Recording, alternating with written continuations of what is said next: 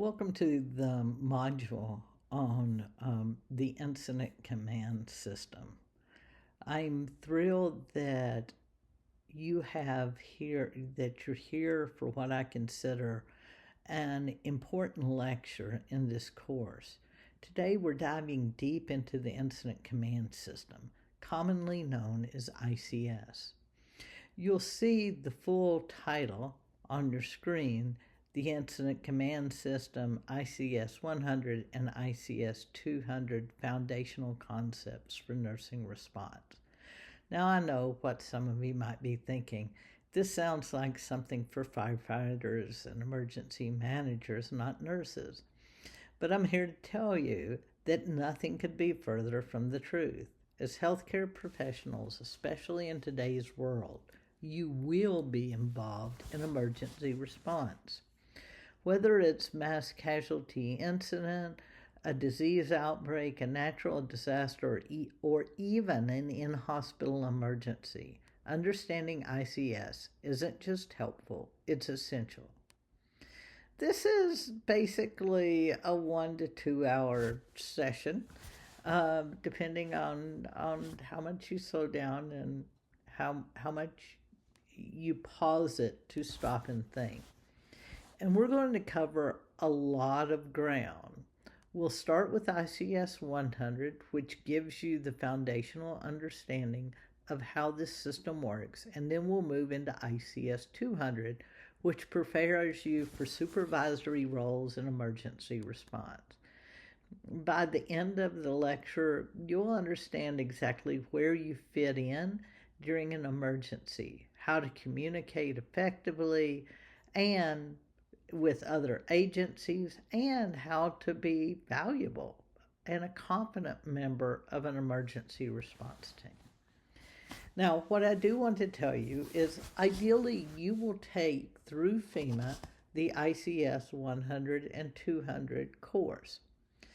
But lately, they've had a fair amount of downtime. So if it's not down, if it's up, I want you to do that, in which case this lecture is kind of going to be repetitive.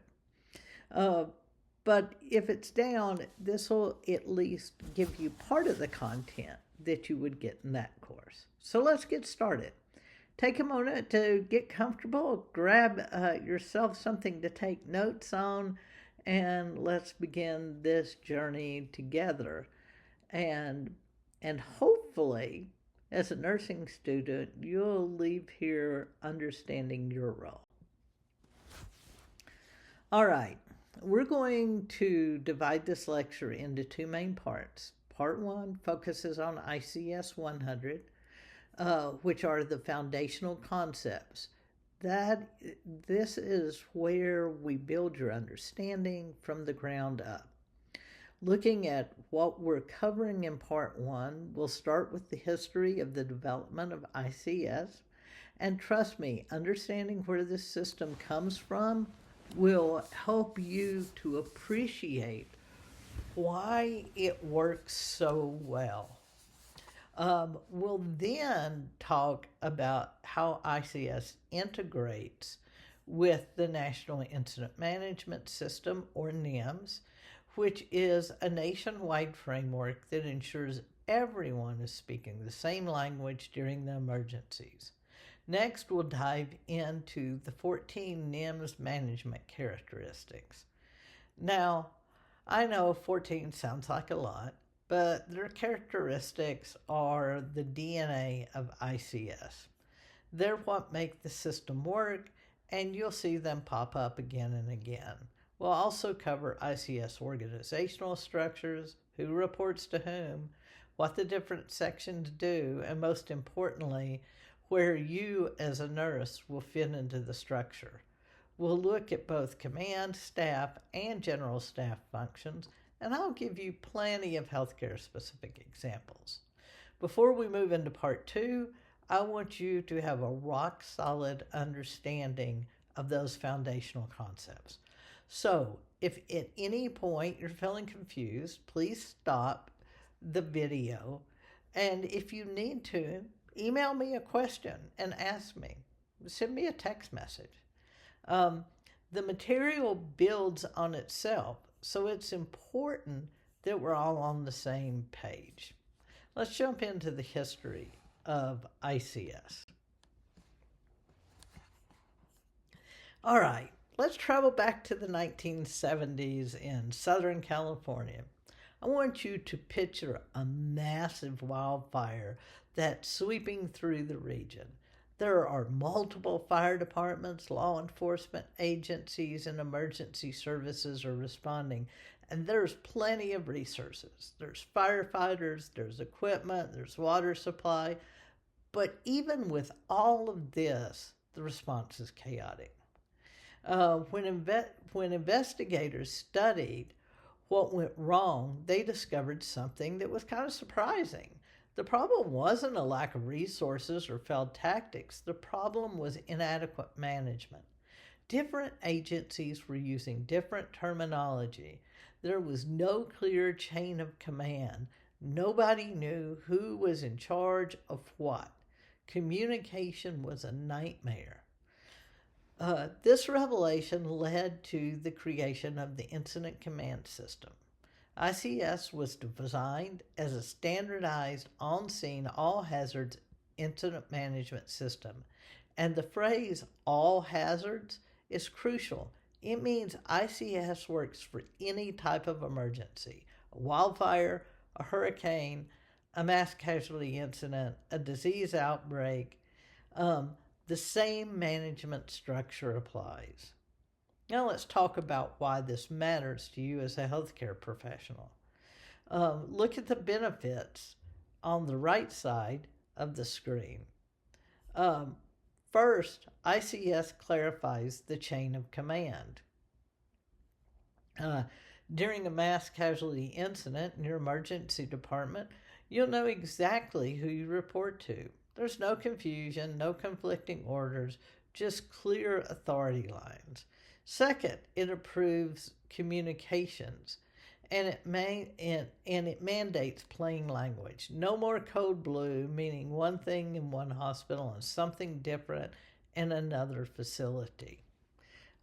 During a multi-agency response, everyone uses clear, simple language that anyone can understand.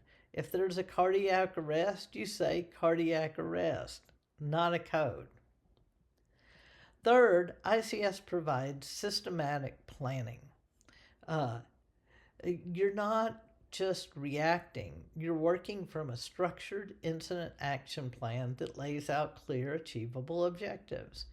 And fourth, the structure is flexible. It scales up and down. A small incident might just need a few people. A massive disaster might expand to include hundreds of responders, all working under the same organizational framework. And finally, ICS fosters interagency cooperation. Your hospital will need to work with EMS, fire departments, police, and public health officials. ICS ensures everyone is using the same organizational structure, making coordination seamless. This isn't theoretical. This is practical, real-world stuff that will directly impact you and your future during your function during an emergency. So let's connect some concepts. Let's talk about ICS within the National Incident Management System. Now, in some of your slides that I've attached to your program in Canvas, you're going to see these slides blown up and bigger than you're going to see them in this, and my face isn't covering up part of them. So it's a win-win. So now that you understand ICS, let's zoom out and see where it fits in the bigger picture.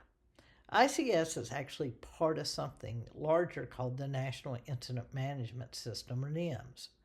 Think of NIMS as an umbrella, the overarching framework that guides how all levels of government, non-governmental organizations, and the private sector work together during an incident. It's not just about responding to disasters. NIMS covers prevention, protection, mitigation, response, and recovery.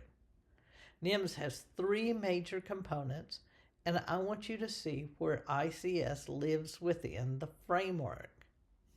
First, the resource is resource management. This standardizes how we manage personnel, equipment, and facilities. It ensures that when your hospital requests 5 critical care nurses, everyone knows exactly what it means. Second is command and coordination. This is where ICS lives. ICS is an on-scene operational structure.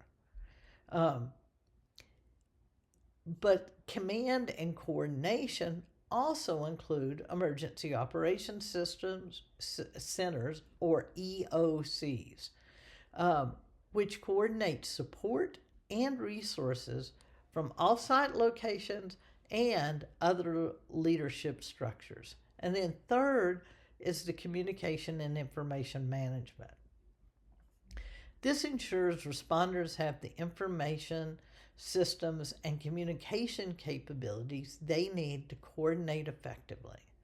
For you, as nursing professionals, understanding the hierarchy is important.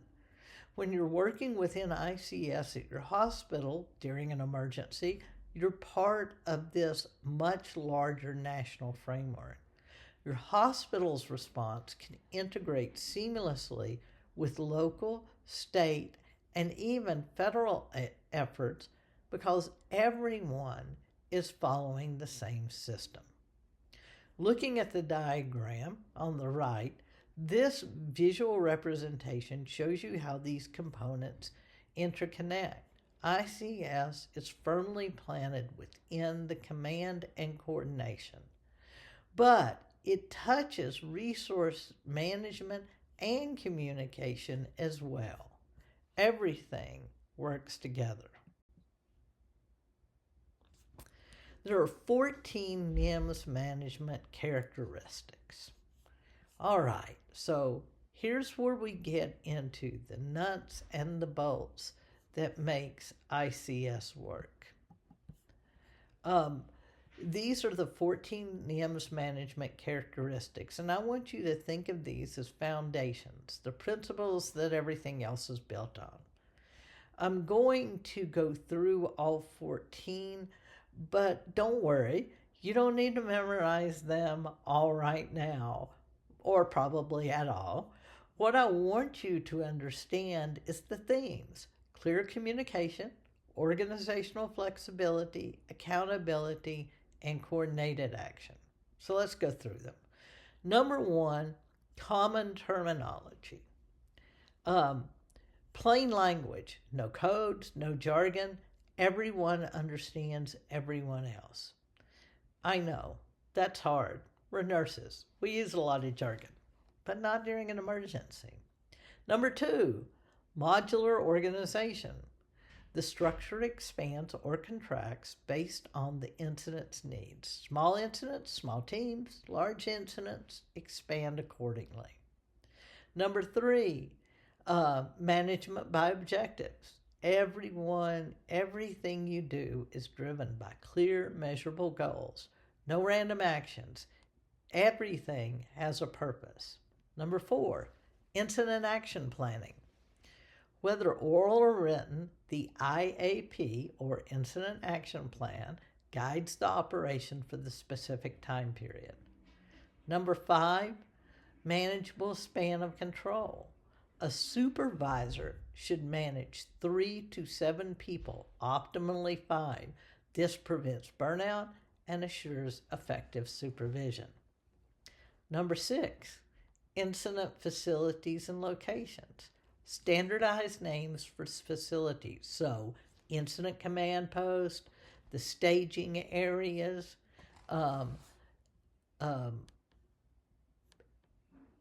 there's probably others, but I'm blocking right now. So everyone knows what you're talking about. And then comprehensive resource management. This is a standardized system for tracking resources. Who's on the scene, whose equipment you have, what's coming. So what you have, where it is, what's on the way. Number 8, integrated communication.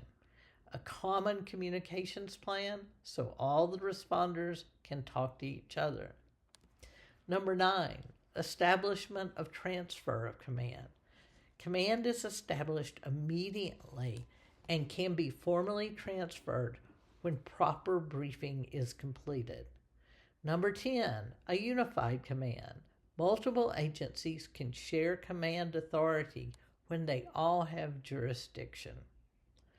Number 11, chain of command and unity of command. So you have to have clear authority lines and each person reports to only one supervisor. Number 12, accountability. Everyone is accountable for check-in, check-out, and resource tracking. Number 13 is dispatch and deployment. Resources respond only when requested through proper channels. No self-deployment. Number 14, information and intelligence management. So this is gathering, analyzing, and sharing incident information systematically. I want to emphasize what it says at the bottom of the slide. Master these concepts. These will appear on your FEMA certification exam, and more importantly, understanding these principles will make you a more effective responder. When you're in the middle of a chaotic situation, these characteristics are what bring order to chaos. So, when you take the FEMA exam, when you do the ICS 100 and 200, these are concepts you need to know. Okay, the ICS organizational structure. Now, let's look at how ICS is actually organized. This is the organizational chart, and I want you to really study this because it's going to come up again and again. There are 5 major functional areas in ICS. And this really is something that you should remember. Only one position is always filled, the incident commander. Everything else is only activated when needed. At the top, you have the incident commander. This person sets objectives for overall authority. In a hospital setting, this might initially be the senior charge nurse on duty, or then it might transfer to a hospital administrator or a physician with more authority. But someone is always the incident commander from the minute one of the incident. Below the incident commander, you have 2 groups, command staff and general staff. The command staff report directly to the incident commander. You can see them in the organizational chart. The public information officer, who handles all media and public communication, the safety officer, who monitors hazards and ensures responder safety, and the liaison officer, who coordinates with other agencies. Then you have the general staff, which manages the 4 functional sections. Operations, this is where the tactical work happens. In a hospital, operations is your nurses, doctors, and techs providing direct patient care. They're doing the hands-on work to achieve the incident objectives. And planning. This section collects information, tracks resources, and develops the incident action plan. They're the ones tracking how many beds you have available, where your patients are, and what resources you need. Logistics, these are the folks that provide everything the response needs: supplies, equipment, food, communication. In a hospital, logistics is obtaining medical supplies, calling in additional staff, and making sure responders have what they need. And finance and administration, the money people. This section monitors cost and handles all financial matters. They track personnel time, supply cost, and process claims for reimbursement. Look at the bottom line of this section where you find a quick reference cards for each functional area. This is your cheat sheet for understanding what your section does. And remember, this section is modular. For a small incident, the incident commander might be the only one, and they might do everything. As the incident grows, the activities, as the incident grows, you activate only the positions that you need.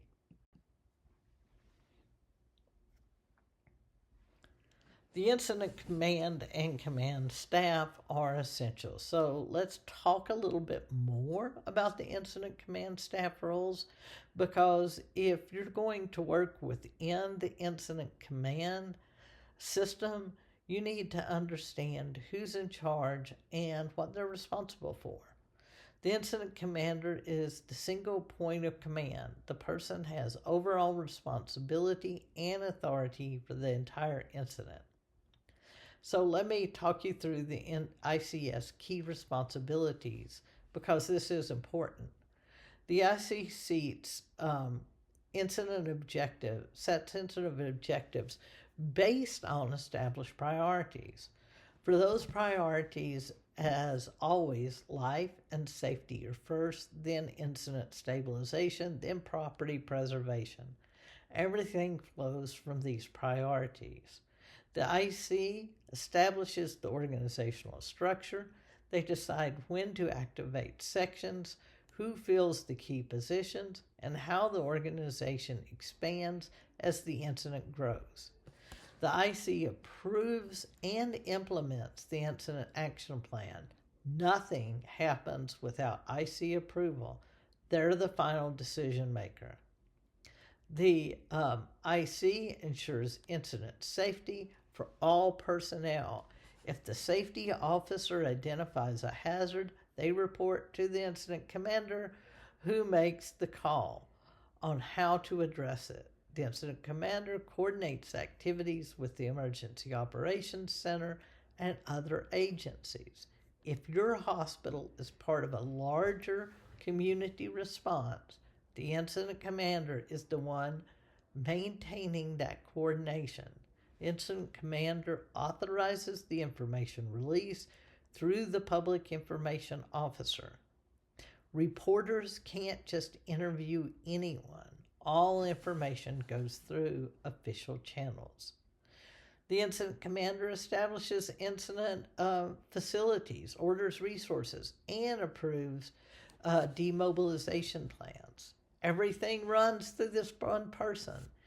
In the healthcare context, the incident commander might be whoever has seniority when the incident starts, often a charge nurse.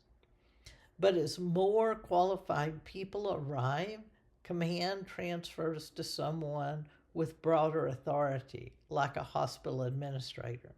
Now, let's look at the command staff and the positions that report directly to the incident commander. The public information officer manages all public and media communication. In a hospital, this is usually your PR director. They handle media inquiries, family notifications, and ensure consistent messaging. You do not talk to reporters unless you are the public information officer or have their approval. The safety officer monitors and mitigates safety hazards. They say stop. If they say stop any operation, it is unsafe, you stop. During a disease outbreak, the safety officer ensures everyone has proper PPE. During a hazmat incident, they monitor exposure levels. Safety officers literally save responder lives. The liaison officer is your point of contact with other agencies. If EMS, fire, police, or public health officials need to coordinate with your hospital, they go through the liaison officer. This prevents the incident commander from being overwhelmed with coordination requests. One more thing about the bottom line. Additional command staff positions can be added as needed.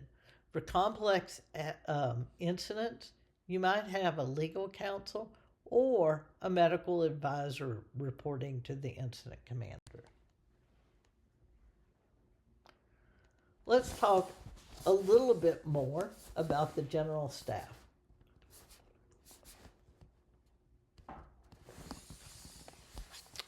So let's break the general staff down into sections. There are 4 functional sections that make the ICS work,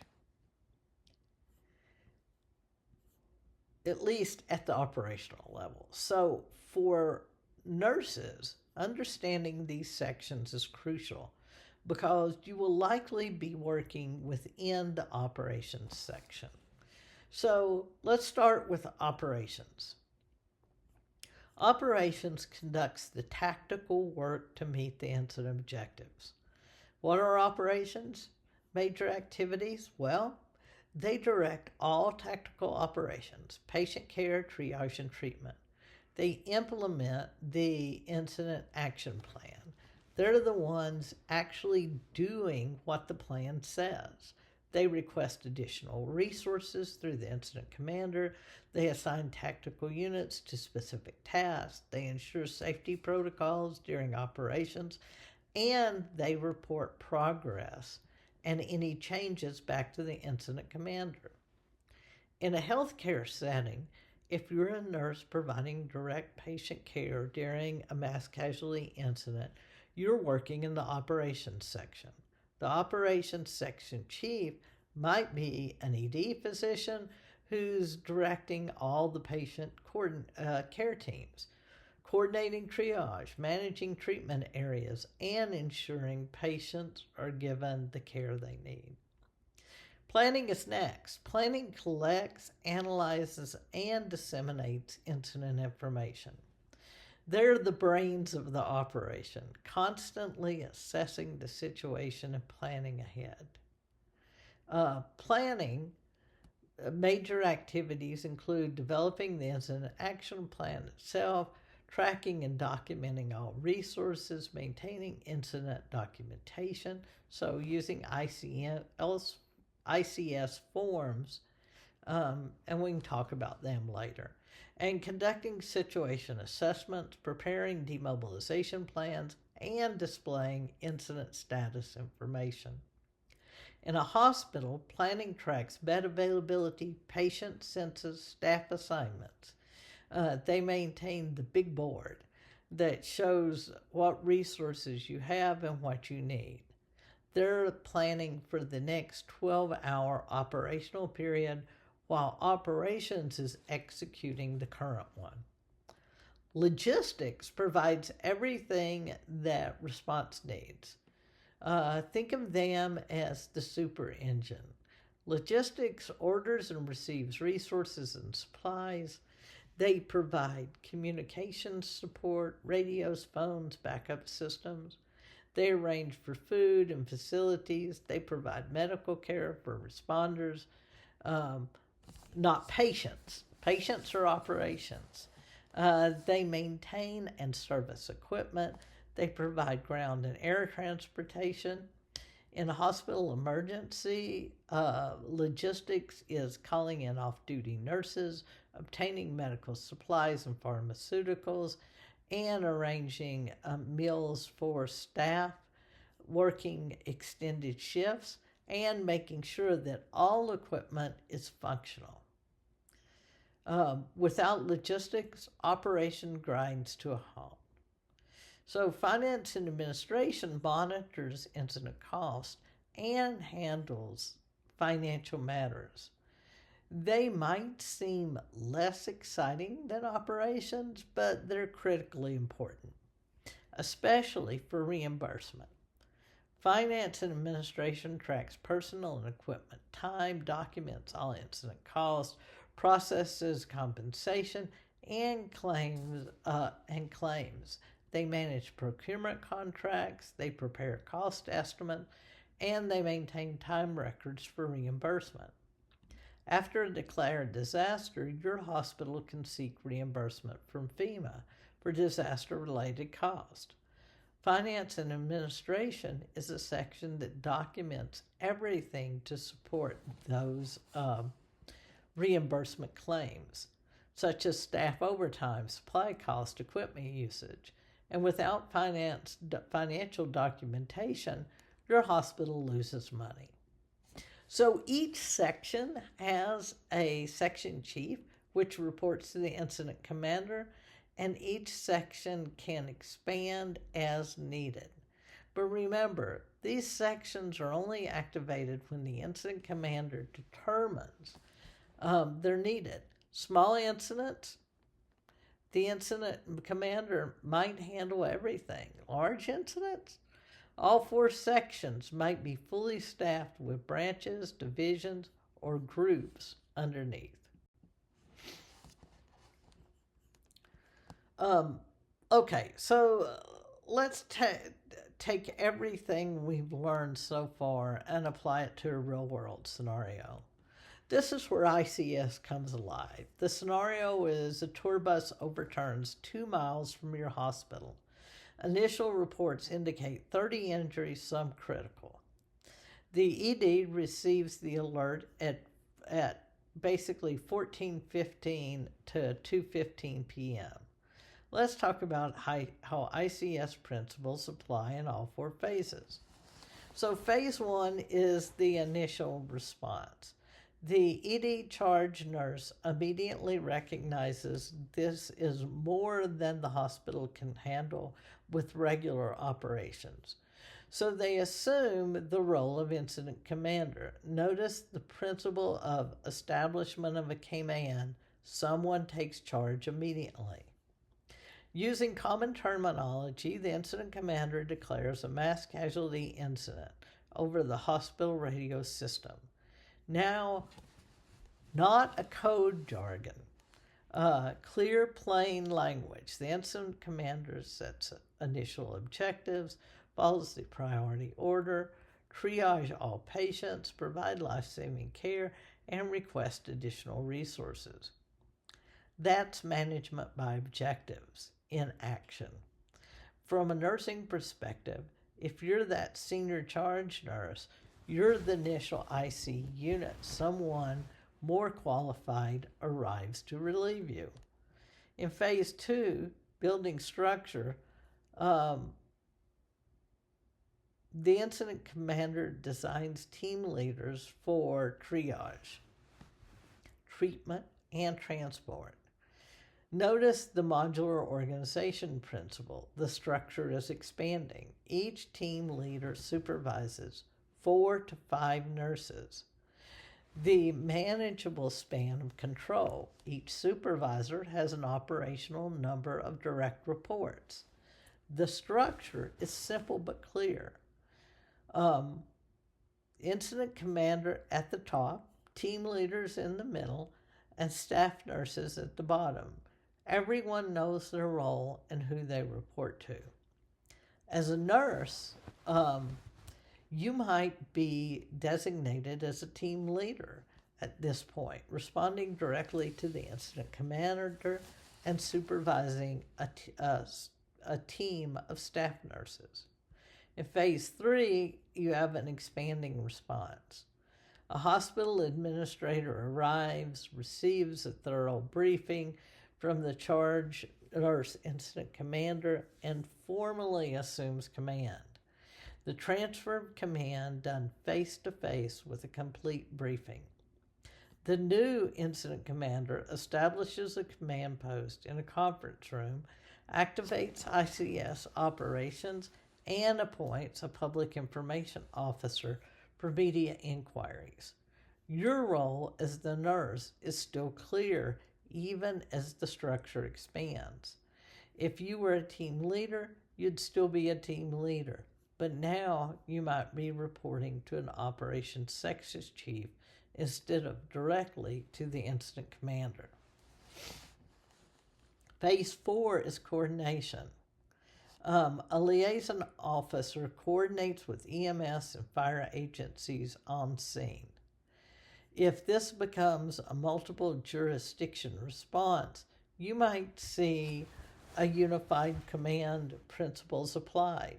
Logistics is actively managing staff, beds, and supplies using comprehensive resource management principles. All staff are tracked for accountability. Everyone checked in, everyone has an assignment, everyone is accounted for. As a nurse, you can now see clear channels for requesting resources. If your treatment team needs more supplies, you communicate that up your chain of command to logistics. The scenario shows how ICS principles aren't just theoretical. They provide practical structures that turns chaos into coordinated action. And your role as a nurse fits clearly within the structure. All right, excellent work so far. We've covered ICS 100 foundations, and you now have a solid understanding of what ICS is, where it came from, and how the basic structure works. Now we're going to level up with Part 2, ICS 200, Expanded Knowledge. ICS 200 is designed for personnel who may assume supervisory roles during initial incident response. So if you see yourself as a charge nurse, a team leader, or someone moving into management, this content is especially relevant to you. What we are covering in Part 2. Look at the advanced topics listed on your screen. We'll explore unified command when multiple agencies need to share command authority. This is critical for complex incidents that cross jurisdictional lines and involve multiple agencies with overlapping responsibilities. We'll discuss delegation of authority, the formal process where an executive grants the incident command the authority to manage an incident. We'll dive deeper into management by objectives and the planning P, a systematic approach to developing objectives and plans, and we'll examine incident action plans and ICS forms in some detail, not too much. You'll learn about specific forms like ICS 201, which is crucial for initial response and transfer of command. And we'll cover organizational flexibility resources, how the ICS scales to match the incident complexity and the resources, and how they're typed and requested. And we'll discuss transfer of command and supervisory leadership, this process for formally transitioning command, and what makes an effective leadership in ICS. As it says at the bottom, the content prepares you for supervisory roles in ICS. Even if you're not planning to be a manager right away, understanding these concepts will make you a more valuable team member, and will position you for advancement in your career. So let's get started. Unified command is one of the most misunderstood concepts in ICS. So I want to start by clarifying what it is and what it isn't. Look at the yellow warning box. Don't confuse unity of command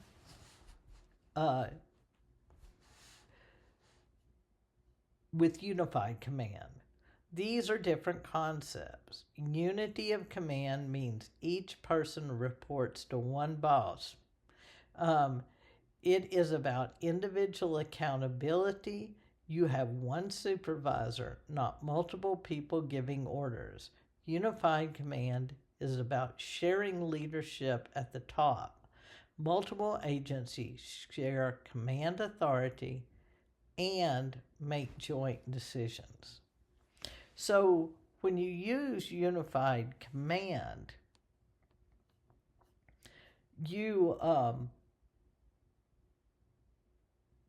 so when do you use unified command? Okay, so let's look at the detailed criteria. You use unified command when the incident crosses jurisdictional boundaries.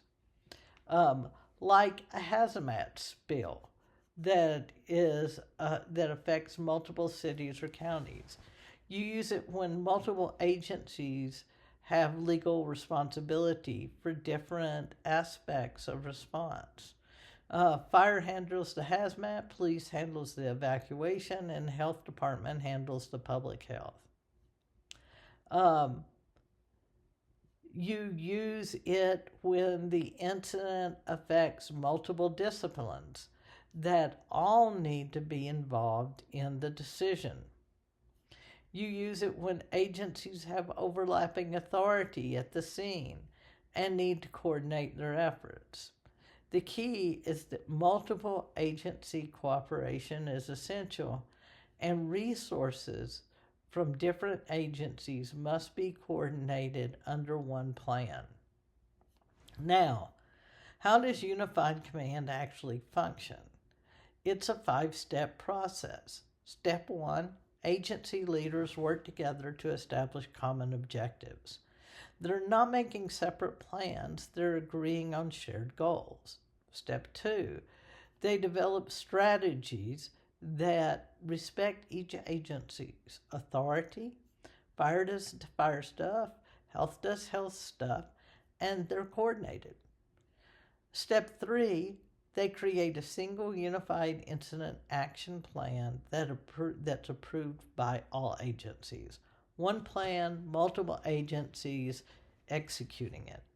Step 4, resources are coordinated under one operational structure. No agency is operating independently. Everything is integrated. The group speaks with one voice to the public and to responders. No mixed messages, no confusion. Let's look at the healthcare example, a pandemic response. We all should remember that. Imagine 3 leaders forming a unified command. The public health director handles disease surveillance, test sites, health orders, and contact tracing. The county emergency manager handles resource coordination, EOC operations, multiple aid requests, and logistics. And the hospital chief medical officer handles patient care protocols, facility operations, staff safety, and bed capacity. These 3 leaders sit together or in a virtual meeting and make joint decisions and create one coordinated plan.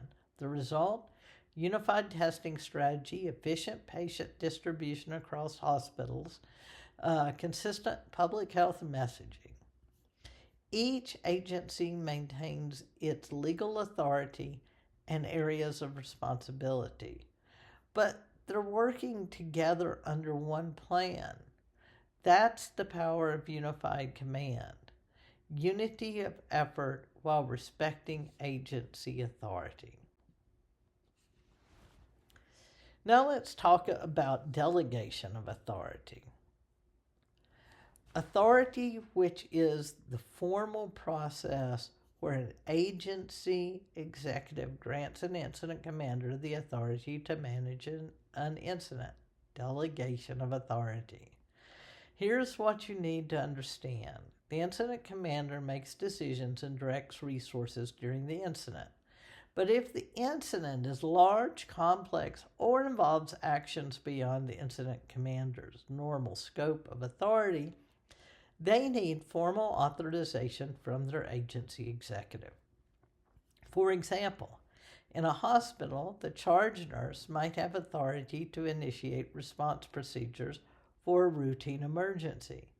But if the incident requires evacuating part of the hospital, spending significant funds or emergency supplies, or making decisions that could expose the hospital to liability, they need formal authorization from the hospital's CEO and administrators.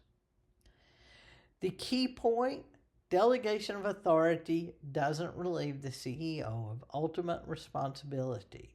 It simply authorizes the incident commander to act on the CEO's behalf within defined parameters. Look at the left. When is formal delegation needed? When the response exceeds ICS normal authority. For complex or sensitive incidents, when a significant resource or Expenditures are required for multiple jurisdictional responses. The health care example, a CEO authorizes the incident commander to manage a response to multiple chemical spills that will require specific decontamination supplies and procedures beyond normal hospital operations. Now, look at the right side. When might formal delegation not be needed? For routine in-scope incidents when operating within established policies and procedures. For short duration, limited events. The example, an ED charge nurse manages a multi-car accident using standard department protocols. No special authorization is needed. That is within the normal scope. At the bottom, you see the 5 key elements. Objectives, what are you trying to accomplish? Limitations, what constraints or restrictions apply? Financials, how much authority do you have to spend money? Reporting, who do you report to and how often? Time frame, how long does this authorization last? In a major incident, having these clearly documented prevents confusion and ensures the incident commander has the authority they need to make critical decisions.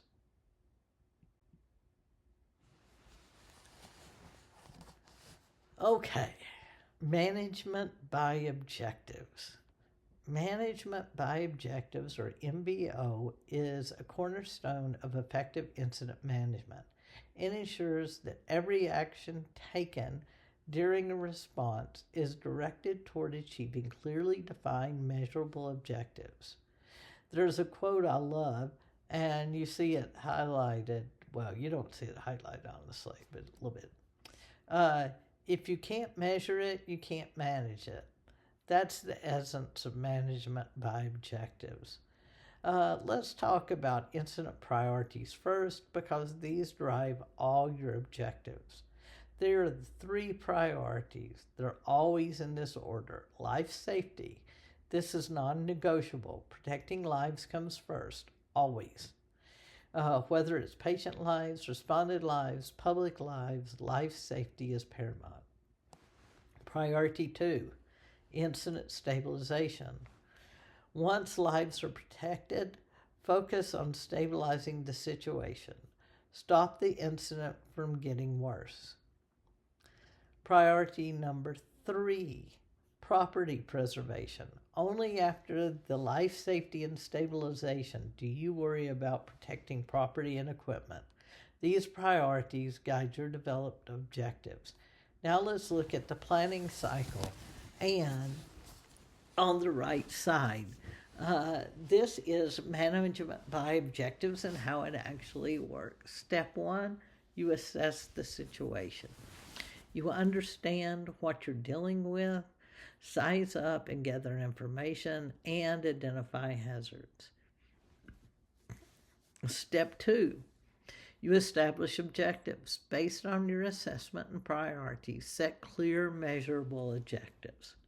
Step 3, you develop strategies and tactics. Determine how you'll achieve those objectives. Step 4, you document. That's your incident action plan, and communicate it to everyone who needs to execute it. Step 5, execute, monitor, and evaluation. Put the plan into action, track progress, and adjust as needed. This cycle repeats for extended incidents. You go through this process every operational period, typically every 12 to 24 hours. And this brings us to SMART objectives. Your objectives should be specific, exactly what you need to be done, measurable, you can track progress, achievable, realistic, given your resources, relevant, aligned with priorities, time-bound, clear deadlines. Bad objectives would be something like help patients. Good objectives. Triage all incoming patients from the bus crash within 30 minutes and provide initial stabilizing care to all red tag patients within 45 minutes. Do you see the difference? The good objective is specific, measurable, achievable, relevant to life safety, and time-bound. The systematic approach prevents chaotic, unfocused responses.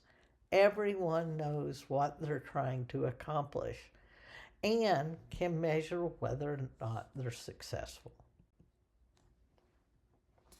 Now let's talk about Incident Action Plans, or IAPs, which is the central document that guides all response operations. First, understand what an IAP is. It's a concise plan that communicates objectives, strategies, and tactics for a specific operational period, typically 12 to 24 hours. Oral IAPs. So there are two types of IAPs. Oral IAPs are for small, short duration incidents. For example, a 3-patient motor vehicle crash. The operations chief verbally briefs the team. We have 3 patients, 2 with major injuries, 1 is critical. Our objective is to stabilize the critical patient for transport within 15 minutes. Triage, treatment, and transport teams will be assigned as follows, and so forth. The verbal briefing is the IAP. And then there's the written IAPs. So required for large incidents and or for hazmat responses.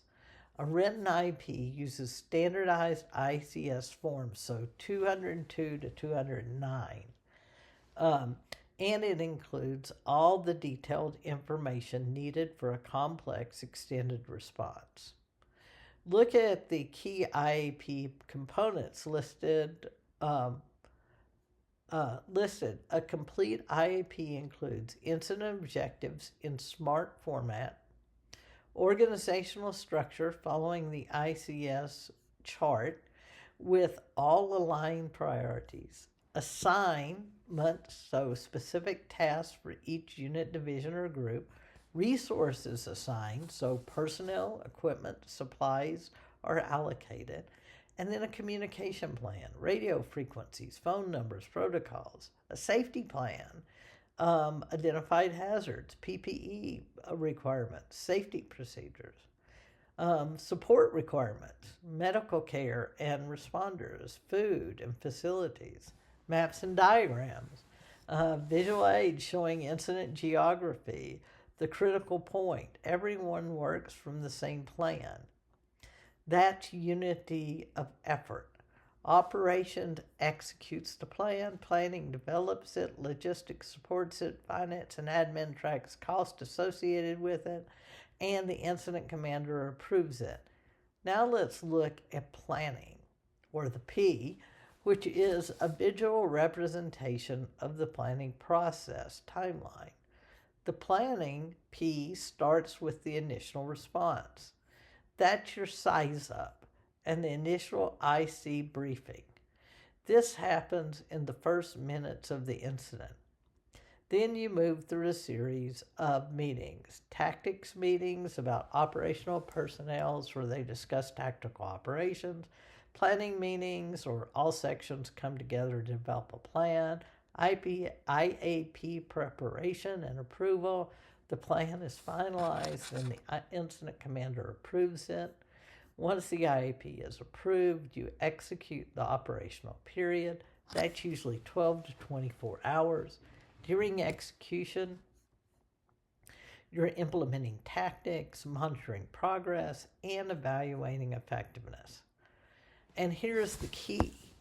For extended incidents, this cycle repeats again every 12 to 24 hours. The planning ensures specific organizational planning rather than reactive chaos. It's especially important in complex, extended incidents like multiple hurricane responses or prolonged disease outbreaks.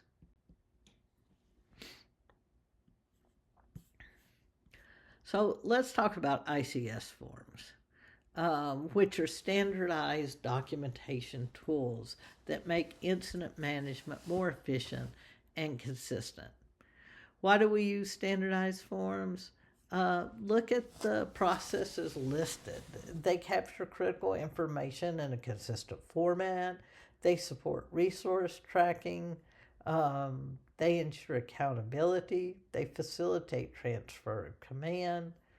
And every ICS form serves a specific purpose. Commonly used forms include 201, which is the incident briefing, 202, the incident objectives, 203, organizational assignment, 204, assignment list by groups. ICS 201 is the incident briefing form, and its purpose is that it captures the initial information and it serves as the first incident action plan.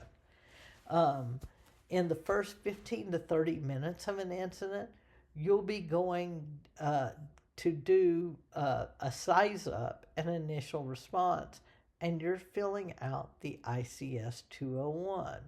When it's used, the initial incident commander completes this during the size up, and it provides a snapshot of what's actually going on. So these forms are detailed and they all come with extensive instructions on how to fill them out. One of ICS greatest strengths is its flexibility. The structure can scale from a single person, as we've said, to many organizations doing many things. Its modular organization and span of control are important. The principle is that the ICS structure expands and contracts based on the incident needs, and supervisors should manage only 3 to 7 subordinates, optimally 5. Why does span of control matter? If a supervisor has too many direct reports, they become overwhelmed and they can't effectively supervise. So let's think about a nursing case. A charge nurse supervising 15 nurses directly has a 1:15 ratio. That's unsustainable during a high-stress incident. The solution? Add supervisory layers. Have the charge nurse supervise 3 team leaders, and each team leader supervises 5 staff. Now, everyone has a manageable 1:3 or 1:5 ratio. When span of control is exceeded, you add supervisory layers, branches under sections, divisions under branches, groups under functions assigned. The structure expands to maintain effective supervision. Now, there's a whole lot of information that you can look up in the PowerPoints I've given you on resource typing. Transfer of command is really important. Transfer of command is a formal process of moving command responsibility from one incident commander to another. And I want to emphasize the word formal. It isn't casual. It's a structured process. First, let's establish a key principle. Command transfers are normal. They're expected, especially in extended incidents, and the most qualified person should be in command, and that person may change as the incident evolves and different expertise is needed. The process has specific requirements. It must be face-to-face when possible. It requires a thorough briefing and use of the ICS Form 201. It must be announced to all personnel. So why these requirements? Well, because continuity is critical. The informing incident commander needs to understand everything um, that's happening, and resources are in place, what the current objectives are, what they need to know, what needs to be done. So some of the common reasons for transfer is that there's somebody more qualified, the incidents become more complex, there's a normal turnover or a change of shift, there's an agency change of who's in charge and who's in the lead. And these are just some of the reasons that you might have this. So there are some advanced healthcare applications. So you can, for this, let's bring together a lot of this that we've learned with the ICS 200 with a realistic complex scenario. This is where advanced concepts come together. So imagine that there is a chemical plant explosion that results in 50 or more casualties with chemical contamination. You're serving as the operations section chief for your hospital's response. This is a multi-day, multi-agency response. Look at the complexity factors: mass casualty, hazardous materials, multiple agencies involved, extended duration, and significant media attention. This is at least a type 3 incident, possibly type 2. So your initial incident command structure in the first couple of hours is you want unified command to be established immediately. Who's in it? Hospital leadership, fire departments, or public health. 3 agencies share command authority, but for different things. And then delegation of authority. The hospital CEO provides written authorization to the incident commander, granting them authority to procure emergency decontamination supplies or reassign staff. And then this can get more complex, and you can add resources and other information that is needed. So the question is, where do you fit in?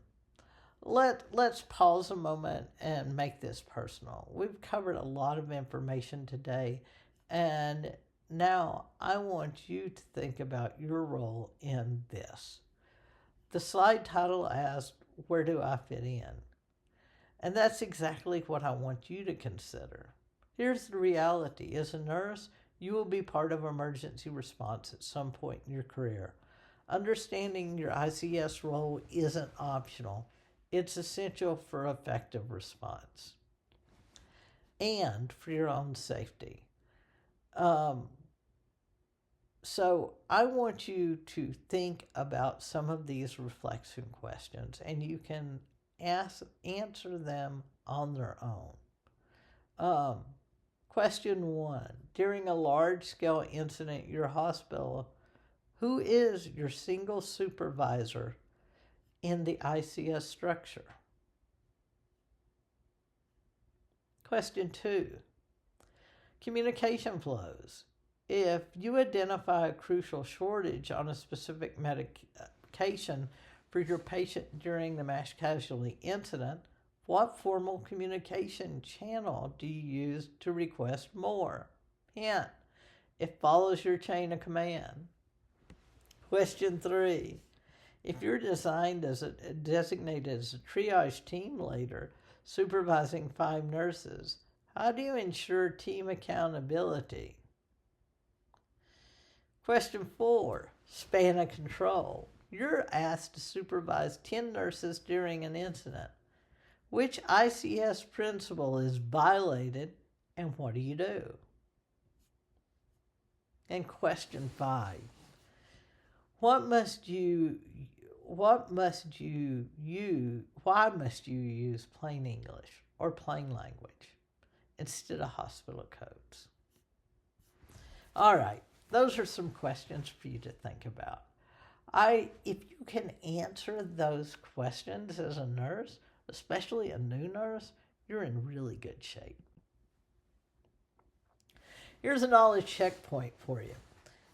Time to test your own knowledge. Here are 30 questions. What is the difference between unity of command and unified command?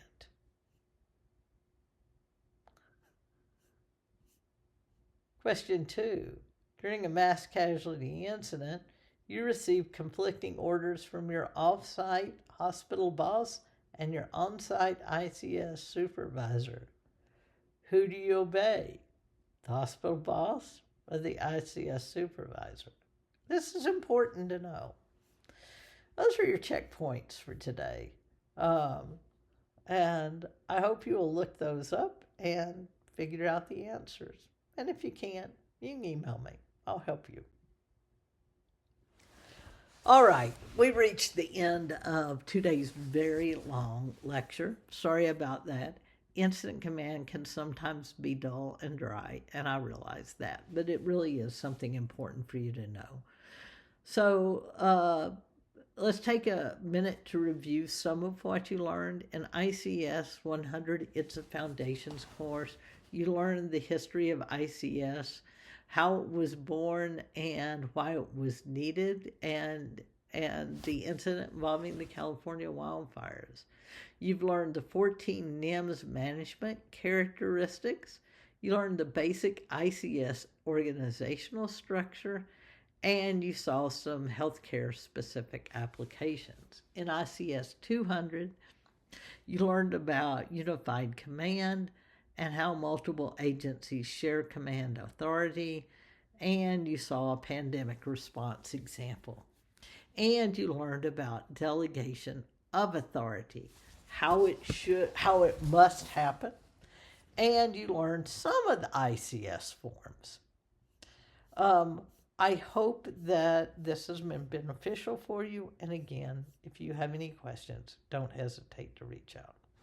Thank you.